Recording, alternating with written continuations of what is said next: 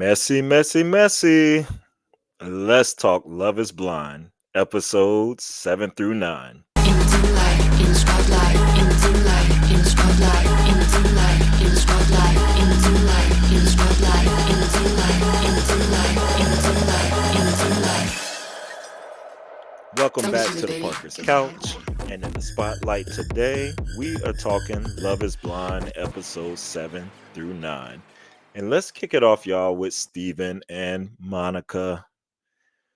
Oh boy, here we go. Now, I know Monica is not a fan favorite.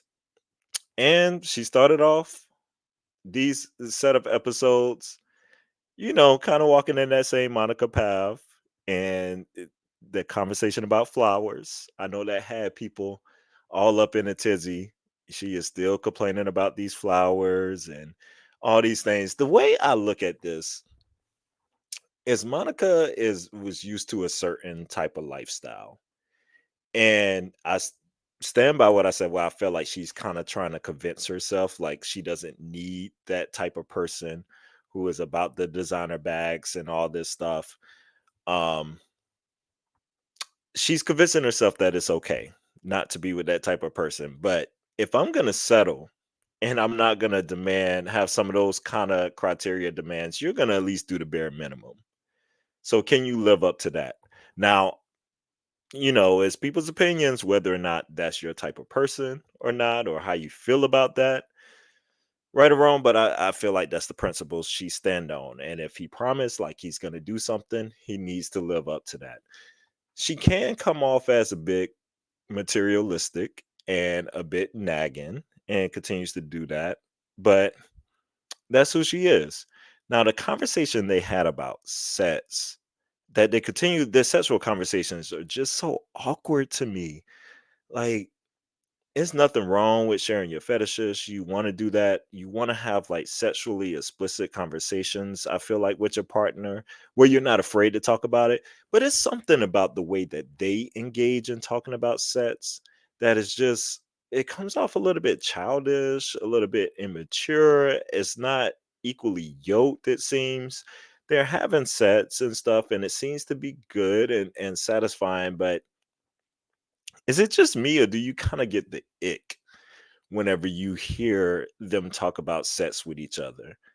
And Monica's always making these faces like, "Who are you?" Like, I can't believe I'm having these conversations. And when she actually asked them once, "Are you well? Are you okay?" And I think she really really meant that by the conversations and the way it was going. They do have a conversation I thought that was interesting with Steven not having a job.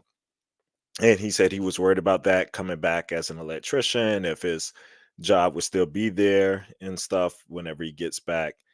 And it seemed like it was problems there. But Monica's like, you know what? I'm gonna hold you down. And he really appreciated that. I thought that was like a good, sincere moment at the time. I thought that was with them. And I'm like, all right, she is leaning in and she's willing to help him out if this is going to be my husband. And I think there was some sort of rapport. I didn't think there was necessarily this chemistry between them, but they're showing signs of something. But then we get into it, y'all. The big drop with Steven and Monica. So the scene picks up and Monica is just like going through his texts. And I'm like, why does she have his phone? Like, how does she get these texts and stuff? But she's going through his text, and apparently Steven was texting this woman all this sexually explicit things and all the stuff that he wants to do with her. And yes, some stuff. And she's like, we were going to meet my father like the next day or in a couple of days. You were going to shake his hand. You were going to ask him for my hand in marriage, but yet you're doing these things. Steven just had this deer in headlights look on his face. And he was just like, yeah, I messed up. Yeah, you don't deserve this. Yeah. And weirdly enough, Taylor is around and Garrett is there. Like they're talking, then they're in the laundry room hanging out. Like that was just odd to me. But Monica is like, what is going on? And then when Steven literally says, I'm sorry, I should have never come on here. Wow. Like that was just gut wrenching. Like I should have never done this experience. I mean, that just said everything I kind of thought about Steven. I know he's a popular one for y'all because he comes across as this soft, caring, calm person dealing with this materialistic, bitchy woman, what everybody wants to say. But no, he is a phony. And I wasn't feeling him ever since that racial conversation back in the pods and calling her a mutt and then being all happy with his black heritage and all this stuff. No, I was not buying this act. And he said it all whenever he was having that conversation with Taylor and talking about the women that's going to be in the DMs wanting to suck his dick. Like, sir, where's this conversation coming from? That said it all. Why he is on this show. I don't even think he's in therapy. I think he made that up. Yeah, I'm sure he's cheated and stuff on women and stuff before, but he didn't come on this show for love. He came on this show to get more women after they're seeing this stuff air, who's going to be in his DMs, just to play around a little bit more and wasting this girl's time. So while y'all were all on his back, being all on Monica's back, this man was the phony, I feel like, between this relationship.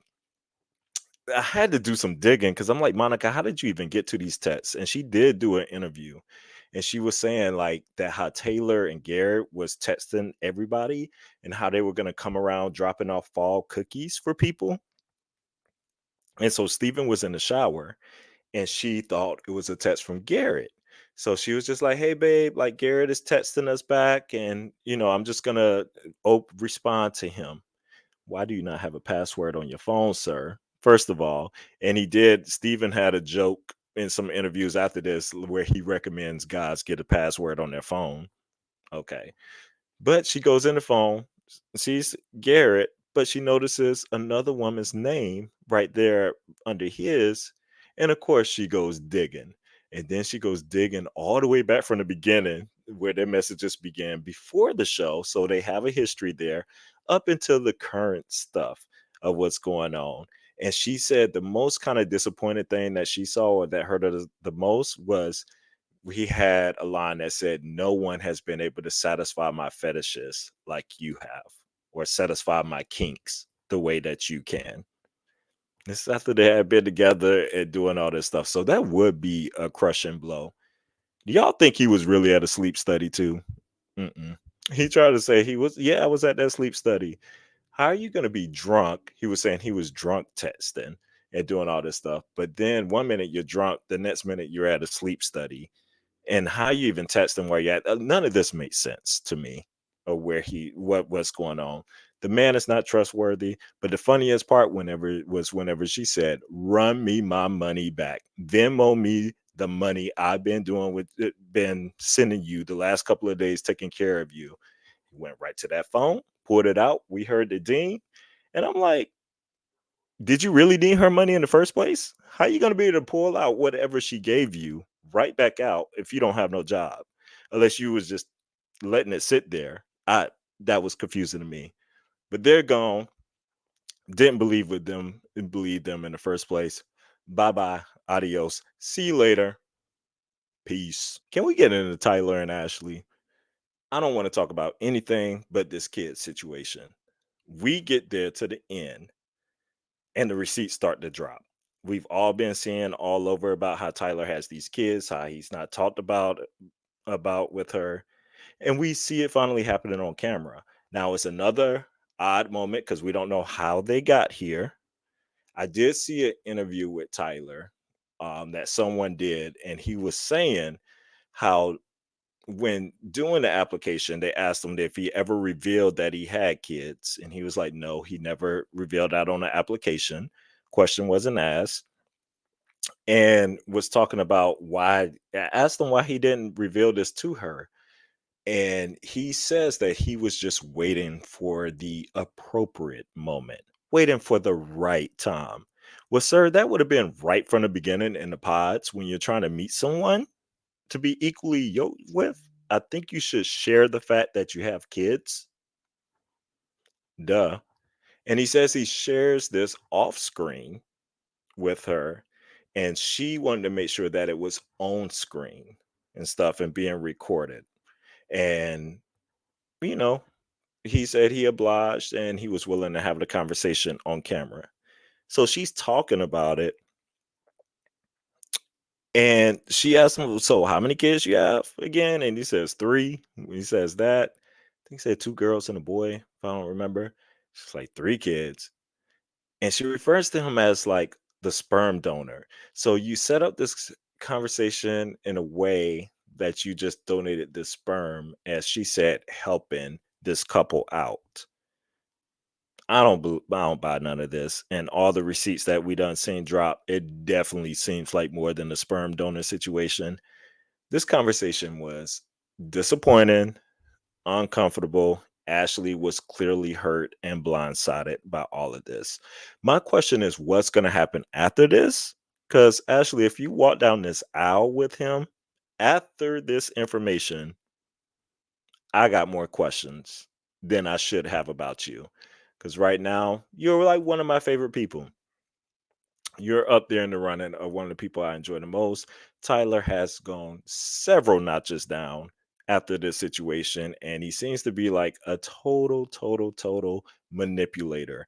This whole thing is manipulative, not to share the fact of having kids, not until about 2 weeks or so before you're supposed to go down the aisle after this woman has built up trust in you. Now you're manipulating her to have to not want to throw away what she is building over the fact of you having children. And you're not being completely honest, I feel, in this situation of your kids in the first place. Very manipulative. Ashley, run, run, run. Let's talk about Tim and Alex. All right. It's a weird start back from them because we know how we left in that awkward conversation or fight that they had, but we don't really get a real resolution in that situation. They're kind of just like back together in this uncomfortable space, and they're agreeing to work things out. But Tim to me still looks reluctant. I don't like the way this was handled and covered. I don't We don't know what even happened in that conversation for real. I hope more stuff about this comes out in the reunion and y'all really press them or what happened on this situation. But yeah, so we're back and they come back together and they're back together in the States. I want to talk about the meeting of the family. They do meet each other's family. Well, Tim meets her family, and she's having a conversation about how they're going to approach it and how he's going to go talk to her dad and how he's going to pull him away.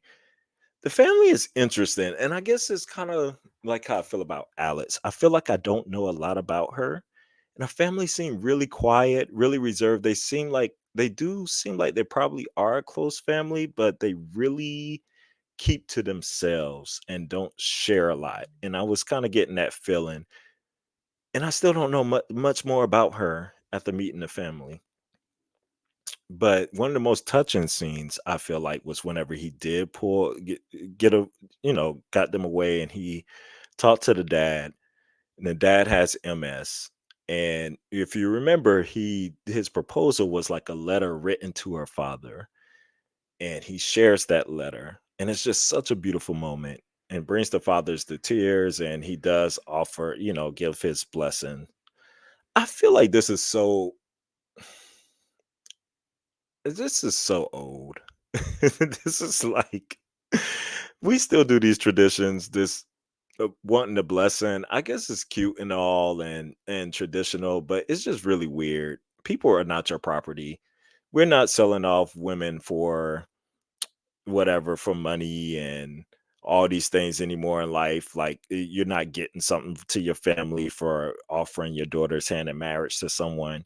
Like these are such archaic kind of beliefs, and I don't know why we still fall into this, but hey, it's cute for the moment, I guess. Yeah, I just appreciated the sincerity, I feel like, of it from the father's point, and it made for beautiful TV, but just the moment in general in itself, please, these traditions can go somewhere. Can we talk about these houses? We do get to see Tim's house and we see Alice's house. And that's like how I feel about their relationship. Tim's house, very put together, very clean, very man, like it's a man thing until you got to them pictures. Now, them pictures was something. With him and his dog in that closet. Yeah, Tim. But had the lazy boy, them leather couches, the brown and stuff, and but clean. Alex's place, a hot ass mess. And I feel like that's kind of like how I feel like she is, to be honest. And it gives me what everything I need to know about this relationship. You could barely walk in that door. I feel like I'm like, are you on Hoarders, girl? How could you not clean this place? Don't you know cameras are coming in? Or she was saying she was just packing and she didn't know what where, and then couldn't have time to put stuff up and had to go to Love Is Blind. You got stuff in trash bags all over the place. The bed is a mess and just chaotic. No, Tim, run. This, I don't see this. If maybe something's gonna change my mind in these coming episodes, but I just don't see it from them. I feel like Alex is really not that into him.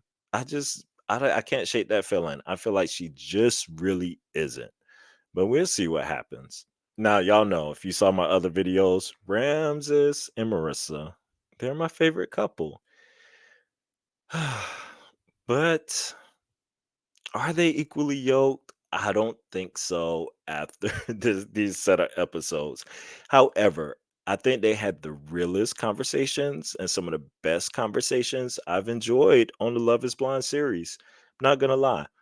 They talked about religion, which I thought was very poignant. Like, you know, neither one of them seemed to be very religious and stuff at this point. But if I remember, I believe Marissa said like her mom is or something. We'll talk about the mother, the two coming up in this, but we're saying if there wasn't some Christian elements, there might be some disappointment and stuff in the wedding. And they were having this very sincere conversation about religion. They get to a conversation about the military. Now, this is one that has people like all in a tizzy and all on different sides. Ramses is expressing his, dislike and distaste and stuff for the U.S. military, and how it is a deal breaker for him. It is even divorce worthy. Knowing that this woman was in the service, she's a veteran, and she even like went back at one point. But Marissa's not like even, and she grew up in a military family, and it was always kind of like that thing of having to go to the military. They even talk about having kids and stuff, and not shying away from sharing experiences and allowing kids, their kids to make their own decision. But you got to understand, Ramses is coming from a point of growing up. Well, he came over here young, but being from Venezuela, and that's all you got to say. You understand what the military is like there with the U.S. He talks about U.S. imperialism and how we go into places and destabilize them. So his view is very different, and it is an ethical view and stuff for him. Obviously, Marissa haven't served, and she talks about the pressures of like not being able to make that decision to like kill people, shoot down people, planes and stuff. And she was put in some difficult situations that she goes into, and it kind of like plays with that moral ground, which I think is a real struggle. But she talks about the benefits of the military, which I think there are legit benefits that have helped people. They have a very, I feel like high level grown adult conversation about this. And even meeting Marissa's friends, Ramses was Adam. Yeah, I mean, he wasn't backing down. And even though these friends serve, and you could tell they were a little irritated and a little ticked off, and was kind of like, you sure this is the right person for you? But they got to a moment, I felt like, where they all kind of understood each other to a degree. My question is for Ramses, if this is such an ethical thing for you, and it is a deal breaker as far as marriage, why would you get with someone that you knew served? I don't know, unless you're challenging yourself to think differently and can have a different viewpoint. I guess it makes sense. Otherwise, it's given like you just wanted to be here on TV and be picked. I don't know. I don't understand that. I appreciate the conversation, but I don't understand why you would choose her. if that's the case. Now, their other conversation regarding birth control was very interesting. They've been humping like crazy. And y'all never had a conversation about this before, which is very odd. Or unless we just never seen it on camera. But apparently they've been going raw dog. And they're talking about they have revisited kids conversation. Which is like, now what's your timeline? Are you okay with having kids earlier? And Ramses is kind of adamant. No, we need to know each other. Like he's talking 4 years, 4 or 5 years. And he's like maybe three, at the least. But she's like, well, we got to talk about birth control or something then. But I don't know if I want to do that. And let me tell you, that birth control, I have seen firsthand how it can play with people emotionally and the things like it's every woman's right, whether or not they want to do that to their body and have to take something daily, just, to prevent having children and stuff. And it just leads to so many different things down the road. And so they have a conversation about condoms. And she's like, she's okay with condoms. Ramses is like, I don't know. I'm not feeling that. Like, it's got to feel good to me. And sex is very important. He was like, no, you don't have to take birth control. But him saying you don't have to take birth control was given like, to me, you need to take birth control or be willing to have an abortion because he's like, I'm not going to stop going in raw because that's what I like and that's what feels good. He was like, it's surprising to me that you enjoy condoms. That's the energy it was given. And in my head, I'm like, Ramses, do you understand how babies are made? Do you understand babies are not on your timeline? They don't know about this 4 and 5 year plan that you have. If if it wants to happen, if nature makes it happen from having sex, because you definitely ain't pulling out, it sounds like, a baby could come. So y'all are definitely playing with fire. That was an interesting conversation and one I think is a real life thing to navigate and deal with. So I appreciated that coming to the show. But once again, it's showing that even though y'all are sexually compatible and have this intensity, I don't think y'all are just really clicking with these views. Can we talk about the mother?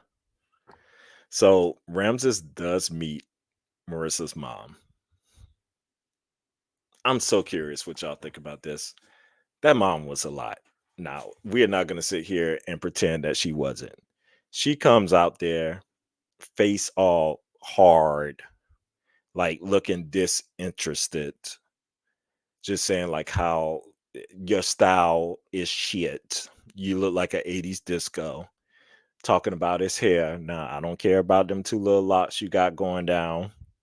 And it was confirmed as locks by somebody inboxing him. I saw on a conversation. And she was just really talking about what that's given. Now, if y'all really think about it, who he looks like, by the way, if you ever seen Breaking, yeah, that's who, right? That's the energy Ramses is given. But so she starts off already in that negative kind of vibe. The her other daughter that was there, Marissa's sister, she's given like really good energy and she's feeling Ramses as they're questioning him. But the mother digs in deeper. She brings up things about like you better be getting a prenup. I know you're not going to use my daughter for her money. She don't have money now, but she will have money, ma'am. Because she's in law school does not mean she's going to be paid. That's not an automatic. You know, I mean, yes, your sister, being your daughter, is a bad, bad, bad woman. It seems like, when it comes to her being about her game, education, occupation, all those things, and her goals. But it's not like she's just going to be banking, banking, banking. And Ramses, his personality doesn't even care about the money like that. They're talking about being millionaires, and he was like, I don't know about that. He was like, that don't sit right with me ethically. Like he can't understand having all this money, which I honestly do believe that is his real sincere self. And he's like, prenup, that's fine, whatever. I don't care about it. Like, I'm not here for the money. And then she goes in and she don't even care about I don't care about like not caring about the blessing part and all this stuff. And she's like, she don't believe in forever. She just don't believe in this and that. And you cannot bring your hurt, your pain, your experiences, whatever wrongdoings have done in your life. It is unfair to place that at the feet of your child and to place that in her relationship and what's going to happen in her life and to bring that to somebody else's kid because you're talking to somebody else's child right now. Ramses has his own family. So what do you think they would feel like hearing you talk to him like this? It's not all about your daughter and only your daughter. It just this conversation just rubbed me so wrong with her. And kudos to Marissa for standing up for her mom. It's just like, well, I'm gonna do whatever I want to do anyway. And you could tell their relationship is like, and then that's all hinted to too as well. But kudos to her for being a strong woman and just knowing like, mom, you have a place, you have a part of my life, but it is not my life. And that was dicey. So that whole situation, Rams, as much as I like them as a couple, mm, I don't know. It's not really giving that to me anymore. Oh, Nick and Hannah. Let's talk about Nick and Hannah, y'all. We can't go anywhere until we talk about this coat. This leather coat, cooking that pasta in this oversized leather coat. Girl, who does this? Like, what's going on? Nick was meeting her brother and stuff. I forgot his name off my head right now, but she's out there cooking pasta in this oversized coat, y'all. It was that just was not it, but it was funny to me, and it was funny to a lot of my friends as well. That conversation was interesting though with her brother, because her brother, him and Nick was bonding more than him and Hannah be bonding. I feel like. And he was giving that energy like, yeah, she doesn't understand like how far her dates go sometimes. And whenever you try to give the energy back to her, then it's all of a sudden a problem. Yeah. Red flag, red flag, red flag. They meet each other's families, and her family, they were thinking a lot of the same things I feel like we are thinking. And they're like, Hannah, you are doing a lot. You are being too much. You're the one that seems uptight. Like Nick seems very relaxed, laid back. Like they're feeling him. They're liking his vibe. There's like seems like he cares for you and all this thing. But you are being the hard one here. And she's like, yeah, that's just how I am.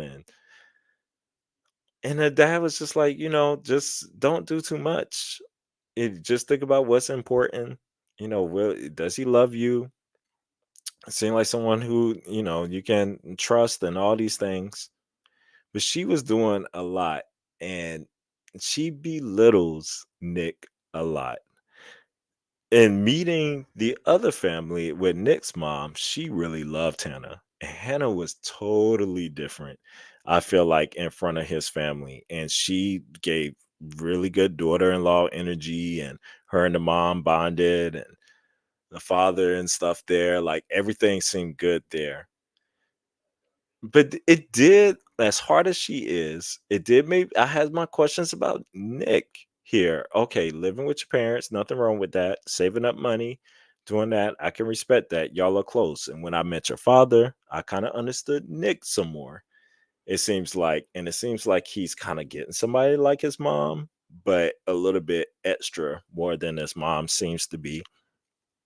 But you kind of because his dad is very reserved and very much like Nick and kind of just like going with the flow, pretty much it seems. But I had my concerns because they get into a conversation about maturity in this episode. And I do think Hannah thinks she's more mature than what she is. However, as much as I think about Hannah, I think she brought up some valid points in the sense of Nick being 28, I want to say he is, not knowing if he has car insurance because the fact that his parents pay for it. not understanding how to pay bills.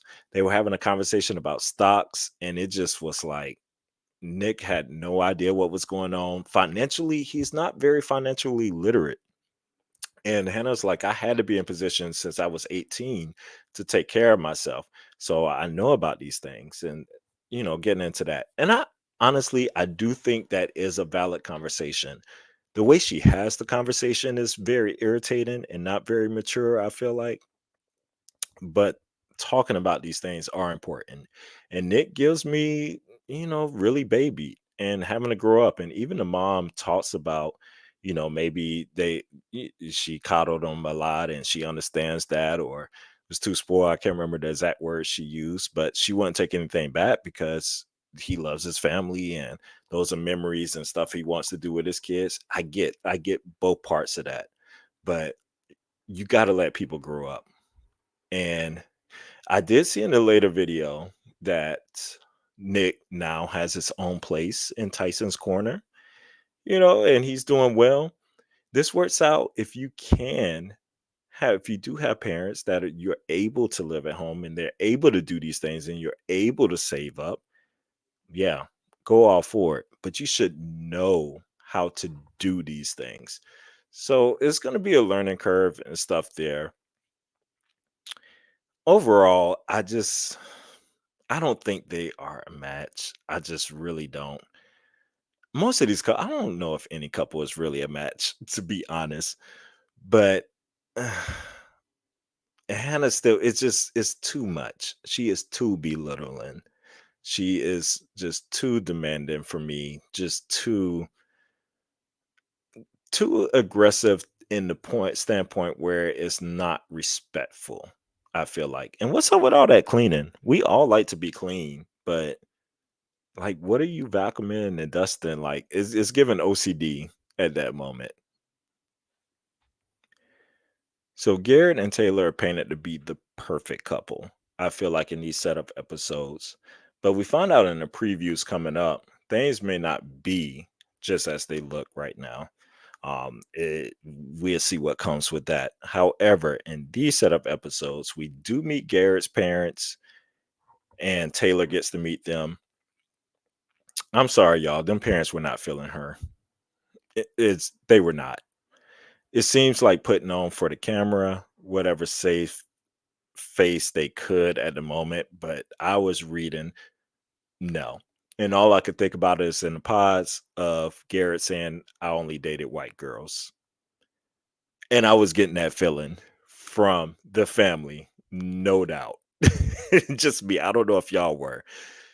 And when they're having dinner one night, Garrett does say something to the effect of, I'm not going to share with you what my parents are saying in our messages because I don't want to. I can't remember if he said like ruin your confidence or make you feel like things that aren't what it is or something, but they're raising their concerns. I just can only imagine what these text messages were saying. Maybe they weren't expressing their truth or how they feel. I don't know, but it was not giving the energy of we want this person. They may have said it with their lips, with their mouths, but their energy was not giving that to me. They're talking about moving to San Diego. That's where Taylor wants to live. That's where her family is. That's where she always want to raise her kids. And Garrett is kind of being open to the idea, even though it would be Fredericksburg to San Diego, and he's never kind of like been away and stuff like that. It would be a bit move. I thought those were like legit conversations and things to have, but he's saying he's willing because he would go anywhere with her because he's that much in love with her. I'm like, oh, it's giving you those heart moments right now. And they do meet Taylor's friends, and you find out how smitten she is with him by that conversation with her friends because they're like, we have never seen her like this. She's holding hands. She's looking like she's being affectionate. Like she is really into you. And that was a whole good vibe and stuff. And they're having good energy in these episodes. The houses, totally different. And when we meet Taylor at her place, typical DC,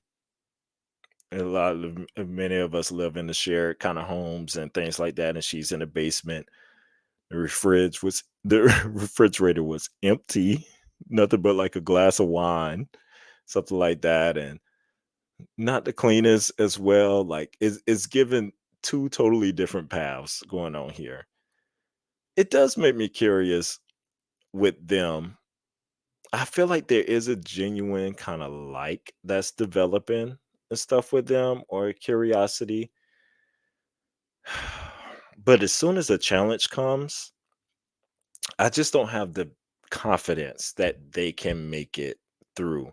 Right now, everything is very easy peasy between them. In the coming episodes, we do get hints of her mother seems like she's not very happy about the situation, and him testing an ex girlfriend or something. I don't know. We have to see what really happens when those episodes drop, and we'll be able to dissect them more.